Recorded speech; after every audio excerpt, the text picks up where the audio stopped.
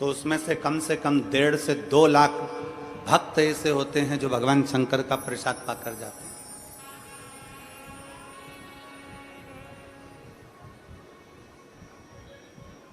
प्रेमवश आपने भी भोग लगाया भगवान को, हमने भी भोग लगाया भगवान को, पर भगवान ने 1 किलो लड्डू नहीं खाए, भगवान ने पेड़ा नहीं खाया, भगवान ने कुछ नहीं खाया, कुछ नहीं।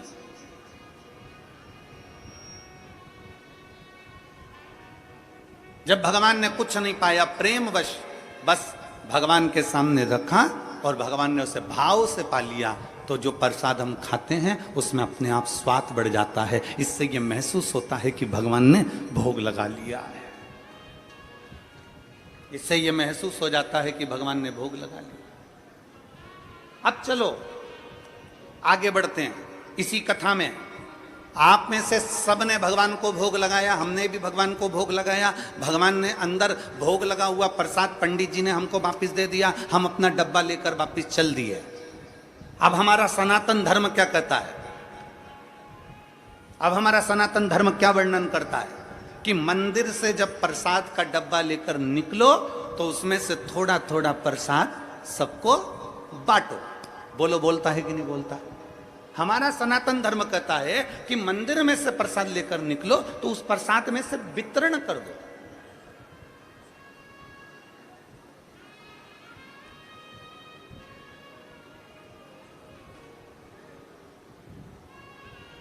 अन्ना जी, आपको कल के लिए एक धन्यवाद। कल एक दीदी यहाँ पर व्हील चेयर पे आई थी। हमारा ऐसा नियम है कि व्यासपीठ से हम जब तक बैठे हैं तब तक हम बेलपत्र देते हैं, उसके बाद हम यहाँ से उतरने के बाद हम बेलपत्र उठाते भी नहीं और देते भी नहीं। हमारा नियम है ये, जब तक हम बैठे हैं तब तक बेलपत्र देते हैं। कल हम जब उतर गए और वो व्हील चेयर से वो दीदी यहाँ पर आई, शायद आज बैठी हो कि ना बैठी, तो वो वहाँ आई तो आपने कहा गुरुजी इनके तकलीफ है और ये व्हील चेयर पर हैं तो इनको बेलपत्र। अब हमारे मन में आया कि हम बेलपत्र कहाँ से लाएं, कैसे दें? तो अन्ना जी आपको साधुवाद है उसके लिए, आपने अपनी जेब में से आपकी जो बेलपत्र थी वो निकाल कर दे दी और कहा ये बेलपत्र इनको दे दो गुरुजी, इनको जरूरत है। उसकी साधुता है आप। इससे ये मालूम पड़ता है कि हम सबके लिए हैं, हम सर्वस्वता के लिए बेटे, हम सर्वस्वता के।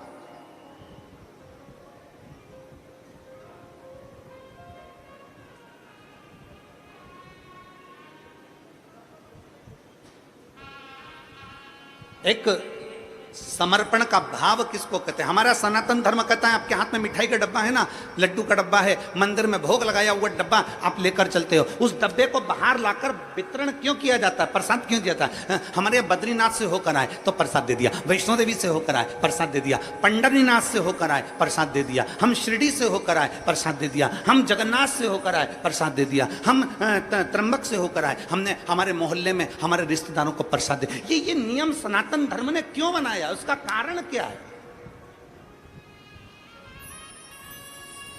सनातन धर्म में ये नियम क्यों बना कि आप मंदिर से आओ तो प्रसाद दो?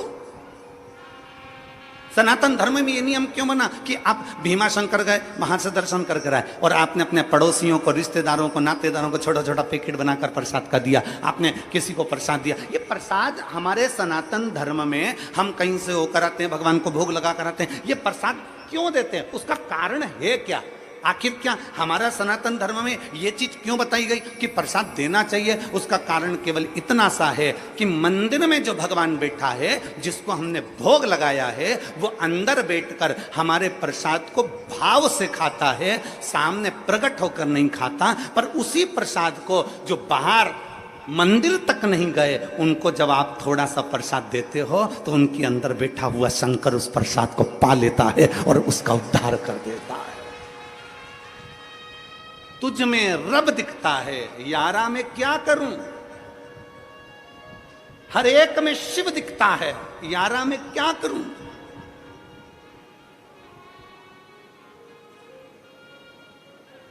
हर एक में शिव है।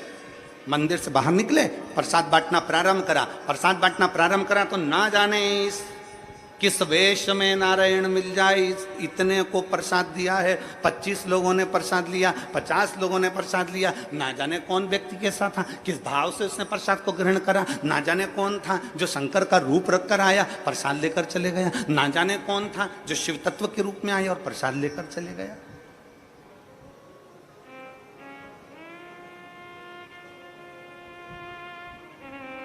शिव महापुराण की 7 दिन की अगर कथा होती है या 5 दिन की कथा होती है, तो 5 दिन की कथा में 4 दिन जो व्यासपीठ की बेलपत्र रहती है वो औषधि की रहती है। 7 दिन की जो कथा होती है उसमें 6 दिन की बेलपत्र औषधि की रहती है। शुगर हो, बीपी हो, थायराइड हो, पैर, कमर, घुटना, आँख, सिर, ब्रेन, कोई ट्यूमर, कोई कुछ जो तकलीफ रहती है, 6 दिन की जो बेलपत्र है वो औषधि का काम कर जाती है। 7वें दिन के बेलपत्र को खाया नहीं जाता। 7वें दिन के बेलपत्र को केवल लाल वस्त्र में उसको लपेट कर अपने घर में उसको रख लिया जाता। 5 दिन की कथा है तो 4 दिन की बेलपत्र औषधि का कार्य करती है। 5वें दिन की बेलपत्र केवल बरकत का, लक्ष्मी का कार्य करती है, भंडार का कार्य करती है।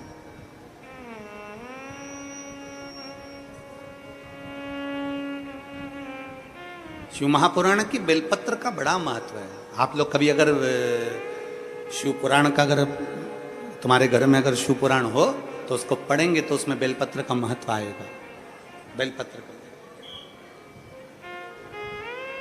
क्यों शिव पुराण की बेलपत्र की इतनी औषधि है, क्यों शिव पुराण की बेलपत्र को इतना लक्ष्मी की प्राप्ति का केंद्र बिंदु बताया, उसका कारण यह है 12 ज्योतिर्लिंग करने के लिए 12 स्थान पर जाना पड़ता है। उप ज्योतिर्लिंग करने के लिए उप स्थान पर जाना पड़ता है। 4 धाम करने के लिए 4 स्थान पर जाना पड़ता है। सारी नदी, तालाब और सरोवर का स्नान करने के लिए सारे स्थान पर, सरोवर पर जाना पड़ता है। सारे कुंड और बावड़ी का स्नान करने के लिए कुंड और बावड़ी पर जाना पड़ता है। पर केवल वेद व्यास जी ने लिखा शिव महापुराण के अंदर कि केवल एक शिव पुराण ऐसी है कि वो शिव पुराण जहां पर रहती है वहां सारे तीर्थ, नदी, तालाब, ज्योतिर्लिंग, उपलिंग सब आकर विराजमान हो जाते हैं और उस शिवलिंग की अर्थात उस पुराण की एक बेलपत्र भी औषधि का कार्य कर जाता है। उस बेलपत्र की इतनी महत्वता बढ़ जाती है, इतनी महत्व।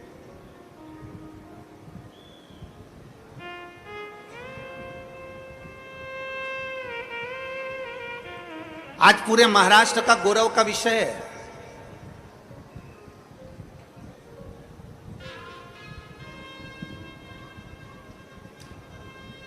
आज पूरे महाराष्ट्र को आतिशबाजी चलाना चाहिए, नगाड़े बजाना चाहिए, ढोल बजाना चाहिए पूरे महाराष्ट्र को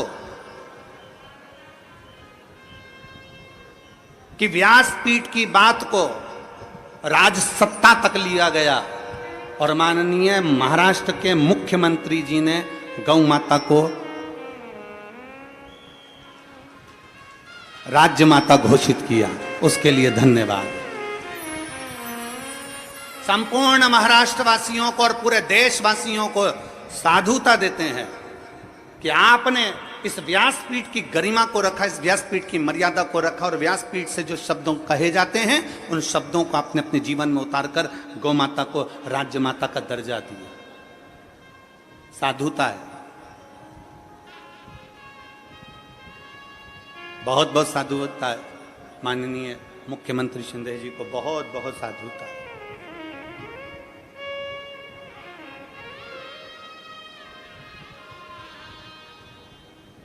और मैं 1008 जगत गुरु शंकराचार्य श्री अभिमुक्तेश्वरानंद महाराज जी को भी धन्यवाद देता हूँ और साथ में गोपाल मणि जी को भी धन्यवाद देता हूँ। साथ में श्री राजेंद्र दास महाराज जी को 1008 संत शिरोमणि श्री राजेंद्र दास महाराज जी को भी साधुवाद देता हूँ और सारी व्यासपीठों को साधुवाद देता हूँ जिन्होंने गौ माता के लिए बहुत कुछ बोला और आज महाराष्ट्र की सरकार ने गौ माता को राज्य माता घोषित करा, उसके लिए साधुता।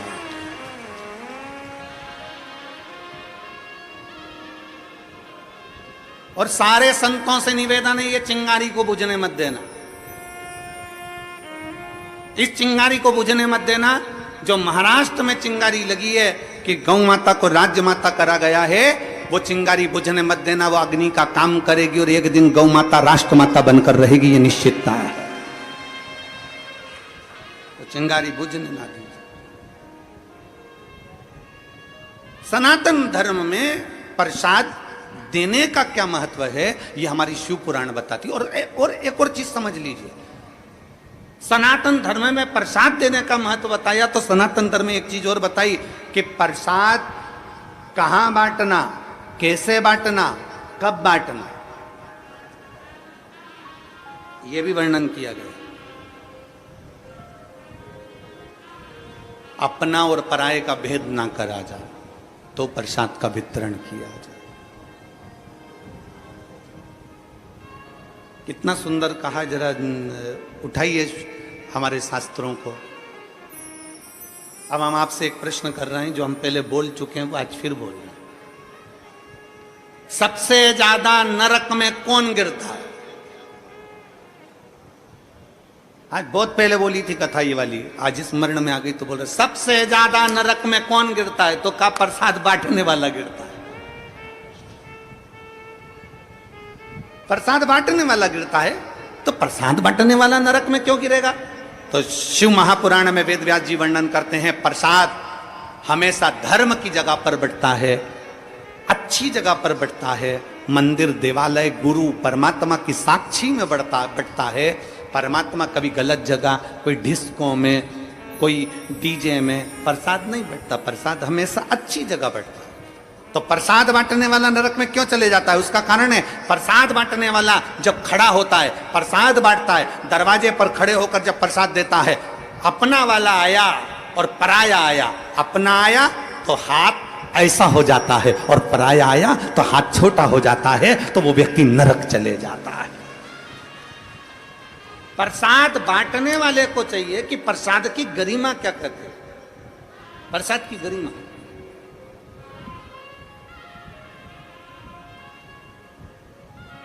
कल हमने जो देखा यहाँ पर आमदार जी, बहुत अच्छा लगा, उसके लिए सुहास अन्ना जी, उसके लिए हम साधुता। क्यों आपने उन 3 बेलपत्र के 3 पत्ते में से भी हम बोले भी इनको कि आपको 3 पत्ते की बेलपत्र, अगर इनको 1 पत्ता देना हो तो 2 आप रख लीजिए। तो कहने गुरु जी आप, उनका स्वास्थ्य खराब है, आप पूरा दे दो, पूरा दे दीजिए आप।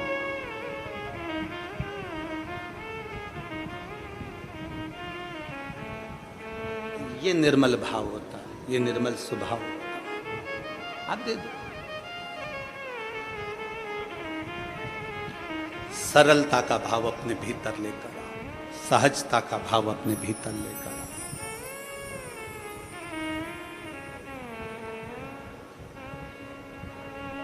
जब एक सरलता, एक सहजता अपने भीतर आती है, लोग कहते हैं मेरा भोला किसको मिलता है, तो शिव महापुराण की कथा कहती है भोले को भोला जल्दी मिलता है, भोले को भोला जल्दी मिलता है।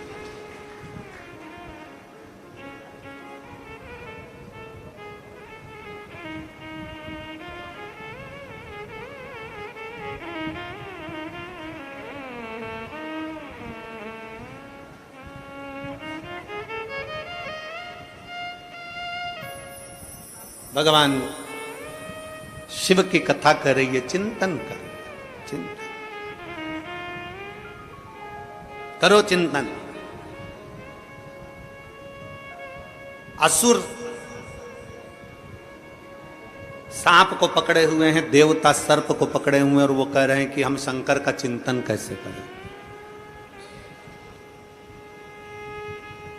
कौन कहता है कि अपना घर छोड़ोगे तो चिंतन होगा? कौन कहता है अपनी दुकान छोड़ोगे तो भगवान का चिंतन होता है? कौन कहता है कि आप अपना काम कारोबार छोड़ दो और बाबा बन जाओ तो भगवान का चिंतन होता है? शिव महापुराण कभी नहीं कहती कि भगवान का चिंतन घर छोड़कर होता है।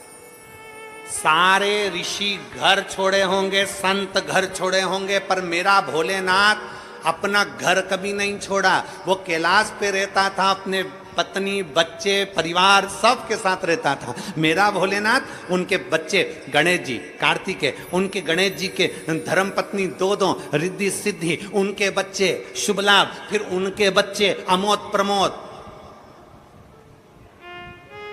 भगवान अपने पोते पर पोते तक के साथ में रहते थे। भगवान शंकर अपनी धर्म पत्नी माता पार्वती के साथ रहते, भगवान शंकर अपने गणों के साथ रहते, भगवान शंकर अपने सर्व परिवार के साथ। भगवान शंकर अपना परिवार छोड़कर कहीं नहीं जाते।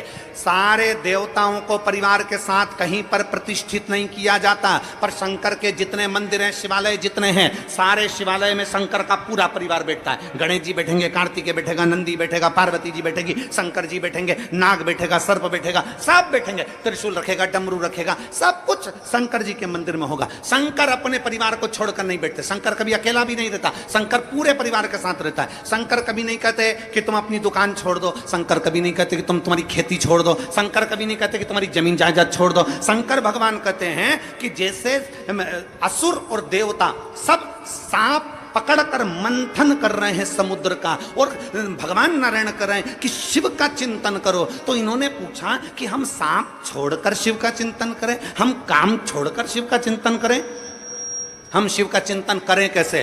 तब भगवान नारायण ने कहा, नहीं, काम करते रहो और शिव का नाम जपते रहो, चिंतन हो जाए।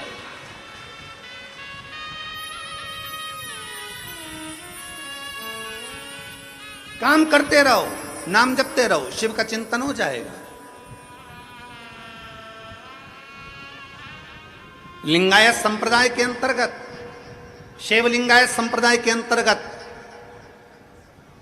उनके गुरु उनके बच्चों के कान में कह देते हैं, अपना कर्म करना है, दुकान चलाना है, व्यापार करना है, व्यवसाय करना है, अपना कर्म करो, नौकरी करो, धंधा करो, बिजनेस करो, सब करो। तुमसे ये नहीं कहते कि तुम काशी में जाकर बैठ जाओ। लिंगायत संप्रदाय के अंतर्गत उनके गुरु कहते हैं, तुमसे ये नहीं कहते कि तुम कहीं जाकर बैठ जाओ, अपना कर्म करो, और कर्म करते करते भगवान का भजन करो।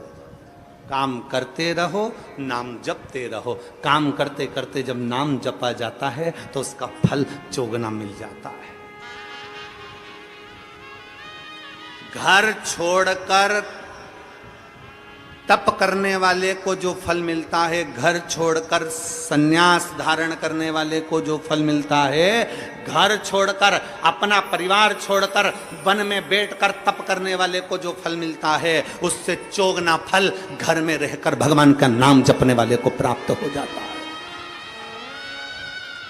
हमने कभी तुमसे ये नहीं कहा कि तुम्हारा घर छोड़ो, हम तो एक काम करते हैं, अपने घर से एक लोटा जल भरो, शंकर जी का जो मंदिर पास में है वहां पहुंच जाओ। जो शंकर का मंदिर, जो शिवालय तुम्हारे घर के पास में है, तुम वहां जाओ और एक लोटा जल समर्पित करो। तुम्हारे घर के पास का जो शिवालय है, तुम्हारे घर के पास का जो शंकर का मंदिर है, वो मंदिर नहीं, सारे 12 ज्योतिर्लिंग का केंद्र बिंदु है, वहां जाकर जल समर्पित करो।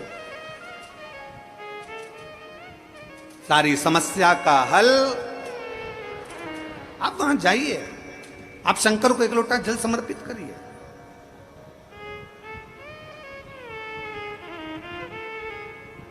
आप शिव के द्वार जाइए, आप शंकर का भजन करिए।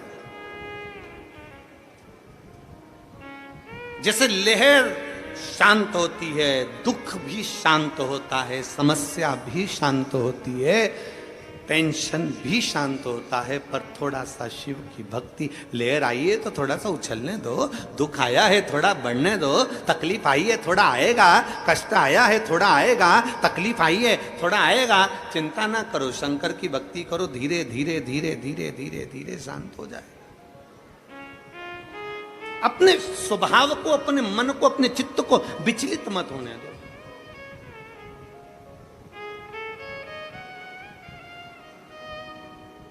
कल एक माता ने प्रश्न कर कर भेजा था, गुरुजी हम हमारे पूर्वजों के लिए हम बाहर चले गए थे, तो हमने हमारे पितरों के लिए भोजन नहीं करा पाए। हमारी सास की तिथि थी दूज की, हम बाहर चले गए तो हमने भोजन नहीं कराया। फिर उसने पत्र में लिखा, कोई होगी माँ, उसने पत्र में लिखा कि हमारे पति तर्पण भी करते थे तो हम वो तर्पण भी नहीं कर पाए।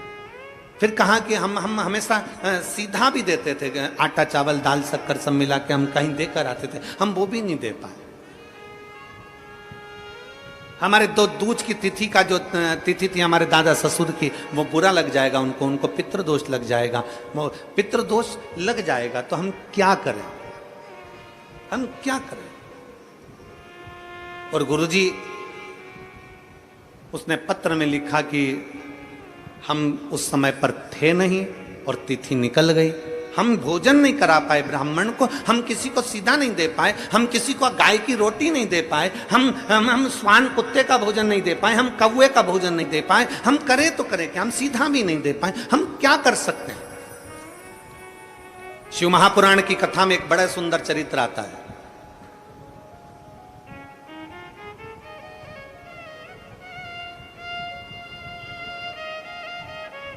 जब भगवान देवाधिदेव महादेव विराजमान थे, पितृलोक से पितरों के स्वामी आर्यमा, पितरों के स्वामी आर्यमा लेकर आए थे कौए पर बिठाकर, और पृथ्वी पर उनको छोड़ा गया। कितने दिन के लिए? जम के बोलो, 16 दिन के लिए। बहुत ध्यान से सुनना कथा को। 16 दिन के लिए पृथ्वी पर पितरों को आर्यमा स्वामी ने, पितरों के जो स्वामी थे आर्यमा, कौए पर बिठाकर लाए और उनको सारे पितरलोक के जितने जीव थे सबको पृथ्वी पर छोड़ दिया। पितरलोक पूरा खाली, पितरलोक पूरा खाली, पूरा खाली। सारे पितर पृथ्वी पर आ गए, सारे पितर। अब पितर पृथ्वी पर आए, आर्यमा स्वामी पितरों के देवता कौए पर लेकर आए, नीचे छोड़ दिया पृथ्वी लोक पर, मृत्यु लोक पर। ये पृथ्वी लोक किसका? वैकुंठ भगवान विष्णु का है, ब्रह्मलोक ब्रह्मा जी का है, इंद्रलोक इंद्र का है, गरुण लोक गरुण का है, वरुण लोक वरुण का है, सर्पलोक सर्पों का, पताल आदि सब सबका। ये पृथ्वी किसकी है? जम के बोलो, ये मृत्यु लोक का स्वामी कौन है? देव अधिदेव महादेव। मृत्यु लोक का स्वामी कौन? भगवान शंकर, भगवान शिव। जब आर्यमा स्वामी पितरों को लेकर आए, पृथ्वी पर लाकर छोड़ा, भगवान शंकर के सामने जाकर आर्यमा स्वामी ने कहा, बाबा भोलेनाथ, शंभु त्रिकालदर्शी कैलाशी अविनाशी है शिव, कृपा करिए। शंकर भगवान ने पूछा, क्या बात है आर्यमा? आर्यमा क्या हुआ? आर्यमा स्वामी ने कहा, बाबा भोलेनाथ, 16 दिन पितरों के पूर्ण हो जाएंगे, अमावस्या के दिन पितर अपने अपने पितृलोक में चले जाएंगे, सारे पितर पितृलोक में पहुंच जाएंगे, सारे पितर।